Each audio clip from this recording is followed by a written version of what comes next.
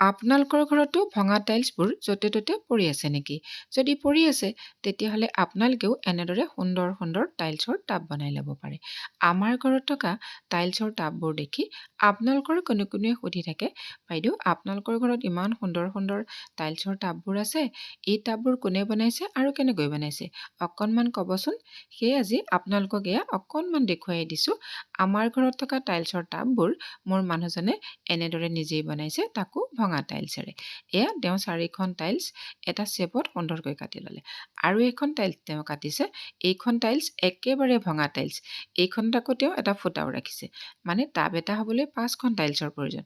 সেইবাবে তেওঁ 5খন টাইলছ কাটিছে। আৰু এয়া তেওঁ 4টা বিটো কাটিছে। মানে টাবটোৰ তলৰ টাইলছখন ধৰি ৰাখিবলৈ আপোনালোকক 4টা বিটৰ প্ৰয়োজন হ'ব। বিটকেইটাত আকৌ আঠাও লগাব লাগিব। এয়া দেখিছেনে, তেওঁ আঠা দিও দেখুৱাই দিছে। আৰু তাৰপিছত এয়া তেওঁ সমান জোখত হৈছেনে নাই এবাৰ ভালদৰে চাই লৈছে।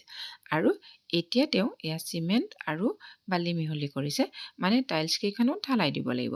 ঢালাই দি বনালেহে টাইলছৰ টাবটো মজবুত হ'ব। আৰু সেয়ে তেওঁ এয়া গোটেইকেইখন টাইলছ প্ৰথমে পানীত তিয়াই আনিছে ঢালাই দিবলৈ বুলি। আৰু এখন এখনকৈ তেওঁ প্ৰতিখনতেই ঢালাই দিলে। ঢালাই দিয়াৰ পিছত টাইলছ কেইখন ৰ'দত শুকাবলৈ তেওঁ মেলি দিছে। আৰু আপোনালোকে যদি ৰ'দটো ভাল হয় তেতিয়াহ'লে কিন্তু টাবটো এদিনতে বনাব পাৰিব। আৰু যদি ৰ'দ ভাল নহয় টাবটো বনাবলৈ কিন্তু 2 দিন সময় লাগিব। কিয়নো টাইলছ কেইখন ভালদৰে শুকাব লাগিব।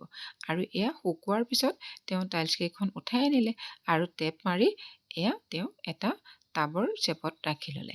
তাৰপিছত তেওঁ লুটিয়াই দিলে। লুটিয়াই কিয় দিছে জানেনে? যাতে টাবটোৰ তলৰ টাইলছখন ওপৰত ঢালাই দিব পাৰি। তেওঁ গোটেই টাবটোতে বালি ভৰাই ল'লে। বালিখিনি যেতিয়া ওপৰলৈ উঠি আহিল, তেতিয়া তাতে তেওঁ তলৰ টাইলছখন ঢালাই দি দিলে।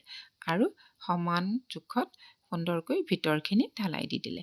আৰু টাবটো এতিয়া পুনৰ লুটিয়াই দিলে। এয়া চাওক, এটা সুন্দৰ টাব হৈয়ে গ'ল। আৰু এতিয়া আপোনালোকক দেখুৱাবলৈ বুলি মই টাবটোত অলপমান মাটিও ভৰাই দিছোঁ।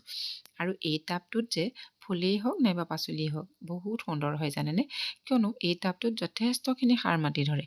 ফুল নাইবা পাচলিয়ে যিমান বেছি সাৰ মাটি পায় সিমানেই ভাল পায়।